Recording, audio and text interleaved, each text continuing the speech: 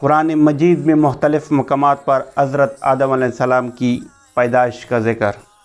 وَإِذَا قَالَ رَبُّكَ لِلْمَلَائِكَةِ إِنِّي جَاعِلٌ فِي الْأَرْضِ خَلِيفَةً، اور جس وقت تیرے رب نے فرشتوں سے فرمایا کہ بے شک میں زمین میں اپنا ایک نائب بنانے والا ہوں، تو فرشتوں نے عرض کیا کہ اے ہمارے رب، کیا تو ایسے شخص کو نائب بنائے گا جو زمین میں فساد پھیلائے گا، خون ریزی کرے گا، حالانکہ ہم تیرے ہمت کے ساتھ تیرے خوبی اور پاکیزگی بیان کرتے ہیں۔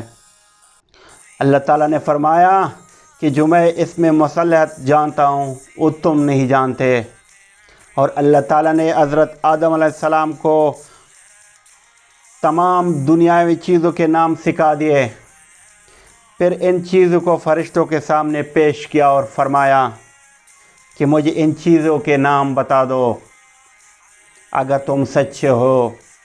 فرشتوں نے عرض کیا اے اللہ، تو پاک ہے، ہمیں ان چیزوں کے نام معلوم نہیں ہے، مگر جتنا تو نے ہمیں سکھا دیا، بے شک تو ہی بڑا علم والا اور بڑا حکمت والا ہے۔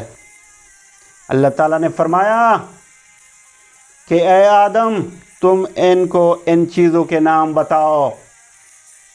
پس جب آدم علیہ السلام نے فرشتوں کو ان چیزوں کے نام بتلا دیے تو اللہ پاک نے فرمایا کہ میں نے تمہیں کہا نہیں تھا کہ تحقیق میں آسمانوں اور زمینوں کے عیب جانتا ہوں، اور جو تم ظاہر کرتے ہو اور جو تم چھپاتے ہو۔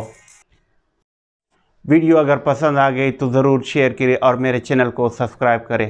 شکریہ۔